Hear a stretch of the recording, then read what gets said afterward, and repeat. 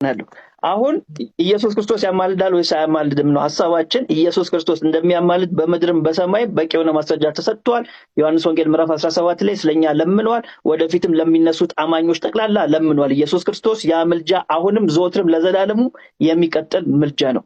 እሺ አሁንስ ኢየሱስ ክርስቶስ ምን ያደርጋል? ሮሜ ምዕራፍ 8 ቁጥር 34 በእግዚአብሔር ቀኝ ያለው ስለኛ የሚማልደው ኢየሱስ ክርስቶስ ነው። 4 ነጥብ። ይህ ምንድነው የሚያሳየው? ዮሐንስ አፈወርቅ ተብሎ ተጠቅሷል። በጣም አሪፍ። ዮሐንስ አፈወርቅ እኛ እንዳልነው ነው የተናገረው። ፍቅሩን ያሳያል። ፍቅር ደግሞ በአንደበት ብቻ አይደለም የሚገለጠው፣ ተግባራዊ ነው ፍቅር። ኢየሱስ ያሳየን ተግባራዊ ፍቅር ነው። ተግባራዊ ፍቅሩን በምን አሳየን? በምልጃው አሳየን። ሂ ኢንተርሲድስ ፎር አስ፣ ስለኛ ይማልዳል። መቼ? አሁንም። ያ ደግሞ ምኑን ያሳያል? እንክብካቤውን፣ ፍቅሩን ያሳያል። የማ የኢየሱስ ክርስቶስ።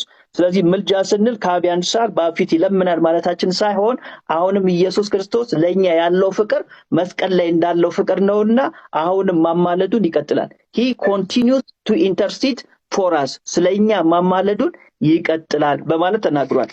እሺ መጽሐፍ ቅዱሳችን በዚህ አይነት ሁኔታ ኢየሱስ ክርስቶስ አሁን በእግዚአብሔር ቀኝ እንደሚማልድ ነው የሚናገረው ማለት ነው። ሐዋርያውን ብትጠይቀው መልሱ ይሄ ነው።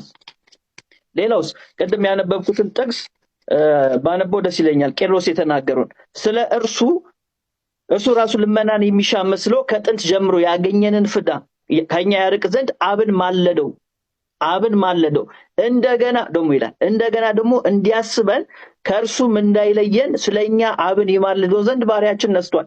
ይህ ማን ያስተማረው? የሆነ ፓስተር አይደለም፣ ቄርሎስን ያስተማረው። ስለኛ አብን ይማልደው ዘንድ ባሪያችን ነስቷል። ሰው ሆኗል ማለት ነው።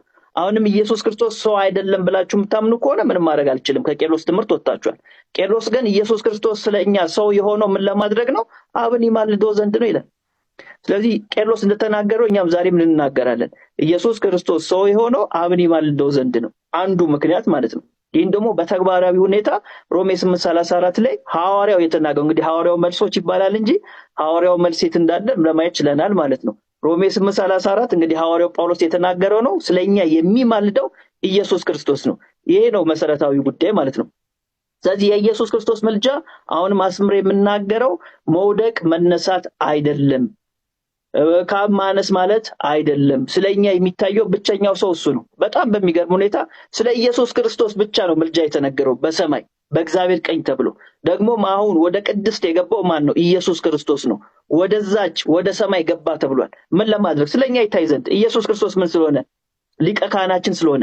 ዕብራውያን ምዕራፍ 4 ላይ ደግሞ ኢየሱስ የተቀመጠው ዙፋን የጸጋ ዙፋን ነው የሚባለው። ኢየሱስ የፍርድ ወንበር ላይ አልተቀመጠም። ቅድም ሊሰጠኝ አልቻለም የፍርድ ወንበር። ኢየሱስ ክርስቶስ የጸጋ ዙፋን ላይ ተቀመጠው። ሰው የጸጋ ዙፋን ላይ ተቀምጦ ፍርድን መጠበቅ ማለት በጣም ነው የሚያሳዝነው። የተቀመጠበት ዙፋን ራሱ የጸጋ ዙፋን ነው የሚለው። ምህረት እንድናገኝ እኮ ነው የሚለው። እንደ ኢየሱስ ክርስቶስ አሁን ምህረት የሚሰጥ ነው እንጂ የሚፈርድ አይደለም። የጸጋ ዙፋን ላይ ነው ኢየሱስ ክርስቶስ የተቀመጠው እንጂ የፍርድ ወንበር ላይ ኢየሱስ ክርስቶስ አልተቀመጠም። 4 ነጥብ። ስለዚህ የጸጋ ዙፋን ላይ እንደተቀመጡ ምንድነው የሚያሳየው? የኛ ሊቀ ካህን መሆኑን፣ አሁንም ጸጋ እንደምናገኝ፣ አሁንም ደህንነት እንደምናገኝ፣ በእርሱ በኩል ወደ እግዚአብሔር የሚቀርቡትን ፈጽሞ ሊያድናቸው ይችላል። በማን በኩል? በክርስቶስ ኢየሱስ በኩል። እርሱ ምን ስለሆነ? ሊቀ ካህን ስለሆነ። ስለዚህ ውስጥ ያላችሁ ወንድሞቼና እህቶቼ የምስራች፣ ኢየሱስ ክርስቶስ ስለናንተ ሞቷል። ከእርሱ ውጪ በሰማይ ስለናንተ የሚታይ ሌላ ሰው የለም። ሊቀ ካህኑ ኢየሱስ ክርስቶስ፣ ጠበቃው ኢየሱስ ክርስቶስ፣ አዳኙ ኢየሱስ ክርስቶስ። መዳን በሌላ በማንም የለም። እንድንበት ዘንድ የሚገባን ለሰዎች የተሰጠ ስም ከኢየሱስ ክርስቶስ ውጪ ለማንም የለም። ስለዚህ በዚህ ጌታ አምናችሁ የዘላለም ሕይወት ታገኙ ዘንድ ጥሪያችን ነው። ወዳችኋለሁ፣ አከብራችኋለሁ። ጸጋና ሰላም ይብዛላችሁ። አሜን።